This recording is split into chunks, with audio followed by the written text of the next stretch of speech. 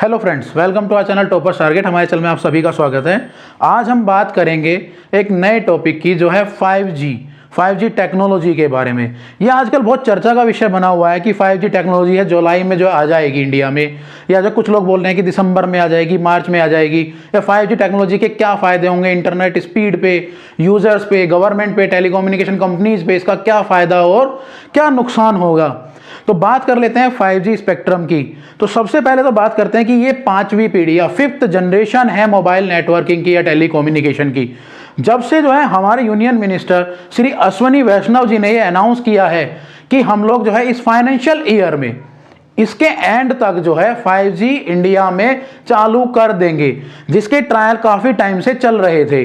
और इसकी नीलामी की जो है घोषणा कर दी है कि 26 जुलाई सन 2022 को, इसी साल जुलाई में 26 तारीख को जो है 5G के स्पेक्ट्रम की नीलामी होगी, जिसमें बेसिकली जियो, एयरटेल, वोडा, आइडिया, वीआई, ये मुख्य कंपनियां हैं जो भाग लेने वाली हैं। और इनको जो है 8 जुलाई तक की डेडलाइन दी है कि जो भी कंपनी भाग लेना चाहती है बिड में, या जो है इसके टेलीकॉम स्पेक्ट्रम जो खरीदे जाएंगे उसकी नीलामी में भाग लेना चाहती है, वो 8 जुलाई तक अपना जो है अपने आप को नामांकित कर लिया, रजिस्ट्रेशन उसमें करा ले। तब से ये चर्चा का विषय बन गया है कि 5G टेक्नोलॉजी कब तक आएगी। तो जो प्रोसेस है वो तो स्टार्ट ऑलरेडी हो गया था, पहले से ही जो है इसके ट्रायल चल रहे हैं 5G टेक्नोलॉजी के।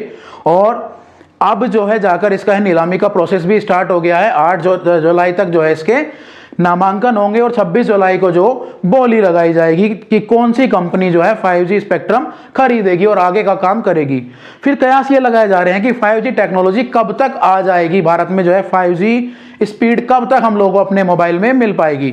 तो ये जो है क्लियर कट बोला गया है कि इस साल के फाइनेंशियल ईयर के बेसिकली मार्च लास्ट या अप्रैल के शुरुआत में जो है 5G टेक्नोलॉजी या 5th जनरेशन जो है इंडिया में वो चालू हो जाएगी। लेकिन स्टार्टिंग में ये पूरी इंडिया में ना होकर मात्र 13 शहरों से ही, जी 13 सिटीज में ही ये स्टार्ट होगी। जो सिटीज हैं बेसिकली लखनऊ, पुणे, गुरुग्राम, बेंगलोर, कोलकाता, मुंबई, चंडीगढ़, दिल्ली, जामनगर, अहमदाबाद, चेन्नई, हैदराबाद और गांधीनगर। केवल इन 13 शहरों के साथ ये जो है मार्च 2023 या अप्रैल 2023 में जो है इसकी स्टार्टिंग में शुरुआत हो जाएगी। अब इसमें जो है गवर्नमेंट को कौन, या टेलीकॉम कंपनियों को कौन कौन सी कंपनियां बेसिकली हेल्प कर रही हैं, अगर बात करें तो नोकिया और सोनी इरेक्शन में से, इरेक्शन जो बेसिकली हम बात करते हैं, सोनी इरेक्शन का जिसका पहले मोबाइल आता था वही कंपनी इरेक्शन, नोकिया और इरेक्शन मिलकर जो है टेक्निकल सपोर्ट या बहुत सारी जो है सपोर्ट गवर्नमेंट को, टेलीकॉम कंपनीज को प्रोवाइड करा रही हैं 5G टेक्नोलॉजी को लॉन्च कराने में और इसके ट्रायल में। और अगर बात करें नोकिया की, तो नोकिया ने ऑलरेडी जापान में 6G टेक्नोलॉजी के ट्रायल जो हैं सक्सेसफुली कुछ इलाके में कर लिए और आगे के ट्रायल्स भी इसके चल रहे हैं। और भारत से पहले टोटल मिला के लगभग 61 कंट्रीज में, जी 61 देशों में जो है 5G टेक्नोलॉजी अभी तक पहले आ चुकी है। अब भारत भी जो है 5G टेक्नोलॉजी वाला देश होगा, जो स्पेक्ट्रम नीलामी जिसकी अभी नेक्स्ट मंथ जुलाई में हो जाएगी और जो स्टार्ट जो है हमारा अगले साल 2023 के मार्च या अप्रैल में हो जाएगा। तो बात कर लेते हैं कि इससे क्या फायदा होगा, हम लोगों को क्या फायदा होगा एज ए यूजर, गवर्नमेंट को क्या फायदा होगा और टेलीकॉम कंपनीज को क्या फायदा होगा। तो सबसे पहले बात कर लेते हैं कि इसमें जो आज हमारी डेटा स्पीड है 5G टेक्नोलॉजी में 4G टेक्नोलॉजी से 10 गुना 10 टाइम्स जो है नेटवर्क की स्पीड आएगी, आपकी डेटा स्पीड आएगी। यानी कि जो आप लोग, अगर हम डेटा की बेस पे बात करें तो लगभग 2 सेकंड में ही 2 GB डेटा की फाइल या वीडियो हम लोग जो है 5G टेक्नोलॉजी से डाउनलोड कर सकेंगे। अगर आज की बात करें, अगर कहीं पे 1 GB पर सेकंड की स्पीड आ रही है तो इससे जो है 10 GB पर सेकंड की स्पीड हो जाएगी, यानी कि लगभग 10 गुना जो है स्पीड बढ़ जाएगी। तो सबसे पहली बात तो यह कि यूजर्स की जब स्पीड बढ़ेगी, तो जैसे कि कुछ लोग जो हैं गेम खेलते हैं ऑनलाइन, या हम लोग मूवीज देखते हैं, सीरियल्स देखते हैं, वीडियो कॉलिंग करते हैं, बहुत सारे फीचर्स हैं जो यूज करते हैं हम लोग जो है मोबाइल पर, जिनके लिए हमें स्पीड की ज्यादा जरूरत होती है, तो उन लोगों को फायदा होगा। साथ ही साथ गवर्नमेंट जो है आने वाले लगभग 8 से 10 सालों में इंडिया को चाहती है कि वो ड्रोन टेक्नोलॉजी का, जी ड्रोन टेक्नोलॉजी का मैन्युफैक्चरिंग हब बने इंडिया आने वाले टाइम में। तो जब ड्रोन मैन्युफैक्चरर जो है इंडिया में होंगे तो उससे भारत सरकार को फायदा ये तो होगा कि उसका निर्यात बढ़ेगा और हमारी टेक्नोलॉजी पे दूसरे देशों पे डिपेंडेंसी कम होगी।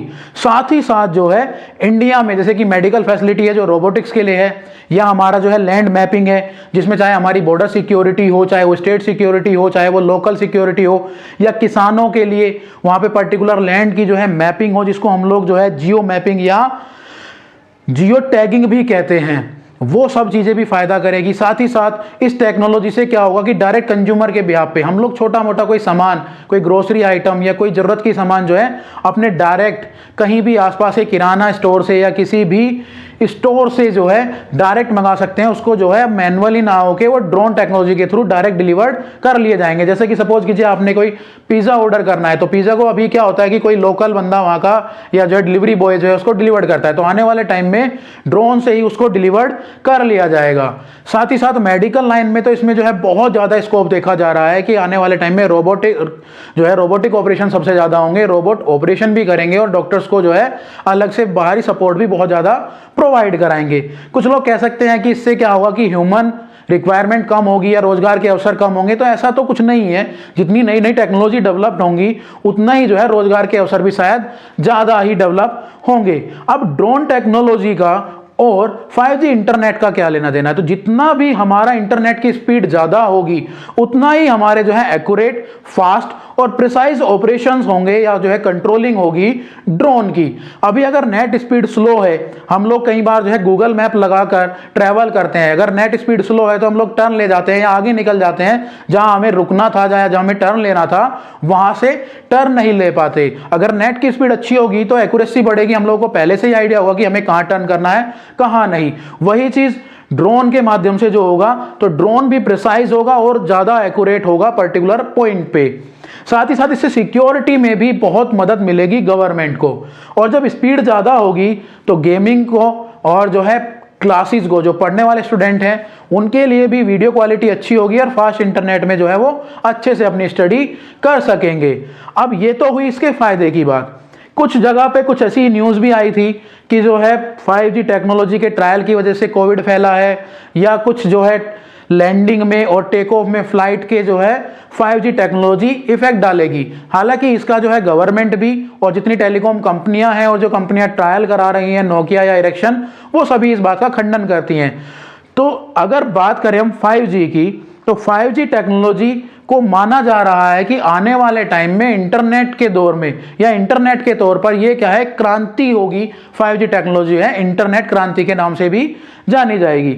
हम बार बार बात कर रहे हैं 5G टेक्नोलॉजी की। 5G टेक्नोलॉजी है क्या, फिफ्थ जनरेशन है क्या? तो बेसिकली एक पीढ़ी या जनरेशन है हमारी टेलीकम्युनिकेशन की या दूरसंचार विभाग में, यानी कि एक पीढ़ी है 5वीं जो है टेलीकॉम में जो आई है। तो बात करते हैं आई कैसे और कब से स्टार्टिंग हुई थी। तो सबसे पहले 80 के दशक में 1982 में 1982 में सबसे पहला जो है बेसिक फोन आया था, जिसमें हम लोग बहुत बड़े बड़े एंटीने यूज करते थे या फिर जो है डायरेक्ट लाइन के थ्रू, जिसको लैंडलाइन बोलते थे, वो फोन थे जिसमें केवल और केवल कॉलिंग का फीचर होता था।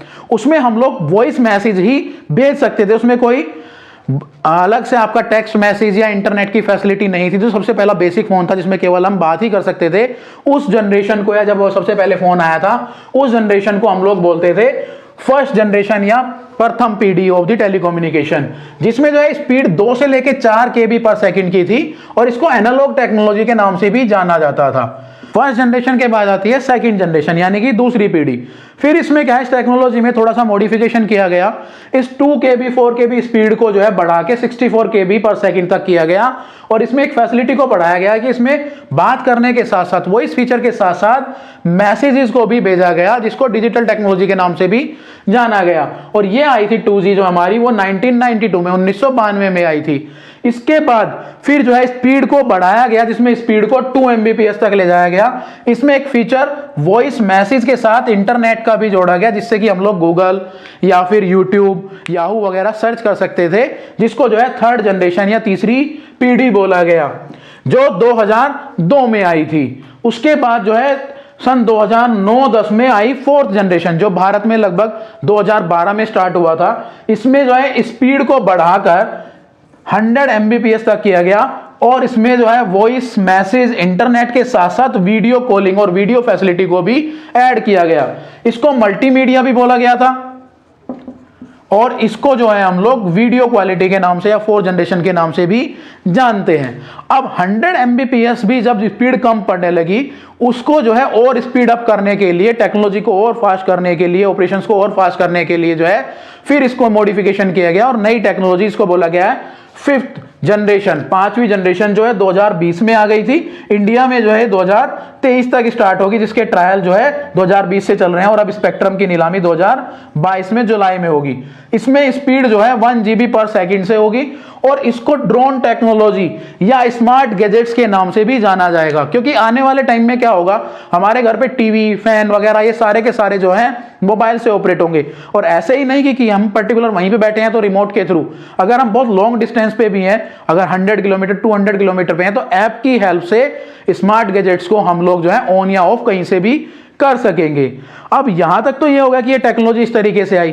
4G टेक्नोलॉजी में एक वर्ड और आता था जिसको हम लोग जो है LTE बोलते थे, उसके साथ एक आता था VoLTE, VoLTE। तो ये LTE और VoLTE क्या था? जब हम लोग 4th जनरेशन को लॉन्च किया गया, 3rd जनरेशन के बाद नई नई टेक्नोलॉजी को इसमें ऐड किया गया, तो उस टाइम पे देखा गया कि 4th जनरेशन में और ज्यादा डेवलपमेंट की गुंजाइश है और बहुत सारे सुधार किए जा सकते हैं। तो उस टेक्नोलॉजी को जो है उस टाइम पे लॉन्ग टर्म इवोल्यूशन यानी कि सुधार हो सके, उस चीज को जो है VoLTE बोला गया था कि लॉन्ग टर्म में हम लोग सुधार करेंगे 4G में, तो 4G VoLTE इसको बोला गया। इसमें क्या होता था कि डेटा को तो हम लोग जो है ऑप्टिकल फाइबर की हेल्प से भेजते थे, या जो हमारे नेट की स्पीड थी वो ऑप्टिकल फाइबर वायर के हेल्प से आती थी, और जो हमारी वॉइस थी, जो हम बातचीत करते थे, वो रेडियो फ्रीक्वेंसी की हेल्प से होती थी। इसमें क्या होता था कि डेटा तो बहुत फास्ट हो गया 4th जनरेशन में, लेकिन वॉइस कहीं ना कहीं लैग करने लगी, या वॉइस क्वालिटी या जो हम लोग कॉलिंग करते थे नॉर्मल कॉलिंग, उस फीचर में जो है बहुत सारी खामियां देखी गई। तो उन सब चीजों को जो है सुधार करके लाया गया था। रिलायंस जियो जिसको लाई थी, इसको बोला गया था VoLTE, voice over long term evolution. इसमें जो है ऑप्टिकल फाइबर की हेल्प से ही जो है इंटरनेट को भेजा जाता था और कॉलिंग भी जो है वो भी ऑप्टिकल फाइबर की हेल्प से थी। अब जो फोन जिन्होंने LTE खरीदे थे उनमें डेटा तो बहुत स्पीड से चलता था, लेकिन वॉइस क्वालिटी उतनी अच्छी नहीं थी। उसके बाद क्या हुआ, सारे के सारे फोन भी अब जो है शिफ्ट होकर VoLTE पे आ गए। उसके बाद अब नई जनरेशन आ रही है जिसमें जो है डेटा भी 10 गुना बड़ा हो गया, 10 गुना स्पीड से जो है चलेगा। वो है 5th जनरेशन, जो 2020 में जिसके ट्रायल स्टार्ट हो गए थे और इंडिया में स्पेक्ट्रम की नीलामी 2022 में होगी, 26 जुलाई 2022 को, जिसकी नीलामी जो है try, telecom regulatory authority of India कराएगी और ये डिपार्टमेंट ऑफ टेलीकम्युनिकेशन के अंडर में होगी ये सारी चीजें। तो उम्मीद करते हैं कि यहां तक तो सारी चीजें क्लियर होंगी ही होंगी। साथ ही साथ एक स्पीड का जो फायदा होगा टेलीकॉम कंपनियों को, या टेलीकॉम कंपनियों को इससे क्या फायदा होगा, पहले क्या था कि 4th जनरेशन में स्पेक्ट्रम में एक टावर पे या 1 वर्ग किलोमीटर की रेंज में हम लोग लगभग 4000 ही कनेक्शन जो है या 4000 मोबाइल ही यूज कर सकते थे। जब हमारी 5th जनरेशन आ जाएगी तो 5th जनरेशन में इसको बढ़ाकर 1 लाख मोबाइल यूजर तक भी किया जा सकता है। जी, 1 लाख मोबाइल यूजर भी जो है 1 वर्ग किलोमीटर में आ जाएंगे, यानी कि इतने कम एरिया में जो है स्पेक्ट्रम पे, 5G स्पेक्ट्रम पे ज्यादा से ज्यादा यूजर नेट को और जो है वॉइस क्वालिटी को एंजॉय कर सकेंगे। साथ ही साथ जो डेटा पहले 200 Mbps पर सेकंड की स्पीड से ट्रांसफर होता था, वो अब जो है 1 GB पर सेकंड की स्पीड से डेटा ट्रांसफर हो सकेगा। इससे स्पेक्ट्रम लोड भी कम होगा और जो है एक्यूरेसी टेलीकॉम के लिए भी, एक्यूरेसी गवर्नमेंट के लिए भी और कंज्यूमर के लिए भी बढ़ेगी। अब ये टेक्नोलॉजी पूरे देश में आने में तो काफी समय लगेगा और जो है ये 20 साल के लिए टेक्नोलॉजी रहेगी। ये भी गवर्नमेंट ने अभी साफ क्लियर कर दिया है कि अप्रैल मई में जाके कंप्लीटली 13 शहरों में ये लागू हो जाएगी, जो मार्च के लास्ट तक जो है अगले साल आ जाएगी और 20 सालों तक रहेगी। कुछ लोगों के मन में अब यह भी आ रहा है कि क्या 4G फोन बंद हो जाएंगे या 4G कब तक चलेगा? तो अभी कम से कम 4 या 5 साल लगेंगे पूरे देश में 5G को फैलने में, कम से कम इतना समय। तो तब तक तो 4G पे ऐसी कोई दिक्कत नहीं और तब तक जो है आने वाले टाइम में सभी लोग जो है 5G पे, जैसे 4G पे अपग्रेड हो गए हैं ऐसे ही अपग्रेड हो जाएंगे और कोई भी टेक्नोलॉजी इतनी जल्दी से बंद नहीं होती नई टेक्नोलॉजी के आने पर। हम लोग बात करते हैं कि क्या 5G आने के बाद नेटवर्क रेंज में भी कुछ फर्क पड़ेगा। तो रेंज में बेसिकली ये फर्क पड़ेगा कि पहले अगर हम 1 वर्ग किलोमीटर में 4000 यूजर्स को कनेक्ट कर पा रहे थे, तो उनकी जो है संख्या 10 लाख यूजर्स तक भी की जा सकेगी, ऐसा टेलीकॉम कंपनियों का दावा है। तो उससे क्या हुआ कि पर्टिकुलर बहुत छोटे इलाके में बहुत ज्यादा लार्ज कंज्यूमर का जो है लोड वो एक ही टावर पे या एक ही सिस्टम पे हो सकेगा। अब अगर किसी पर्टिकुलर एरिया में टावर ही ना हो या कोई आपदा की स्थिति ऐसी आ जाए, कहीं बाढ़ आ जाए, भूकंप आ जाए, या बॉर्डर है, आर्मी सिक्योरिटी है, वहां पे जहां टावर नहीं होते, वहां पे कैसे बात करते हैं? वहां पे बेसिकली हम लोग सैटेलाइट फोन की हेल्प से बात करते हैं। सैटेलाइट फोन होते क्या है? ये बेसिकली हमारे मोबाइल टावर से सिग्नल ना लेके सीधा सीधा जो मोबाइल होता है वो सैटेलाइट से, जो बाहर लॉन्च की हुई है, पृथ्वी के ऑर्बिट में है, वहां जाकर उनसे कनेक्ट होते हैं। यानी कि उनमें जो है कम्युनिकेशन सीधा सैटेलाइट के थ्रू चलती है। जो रिसीवर होता है उसको सिग्नल जो है रिसीव वो सैटेलाइट से होंगे, और जो सेंडर होगा वो डायरेक्ट सैटेलाइट के थ्रू ही रिसीवर को सिग्नल भेजता है।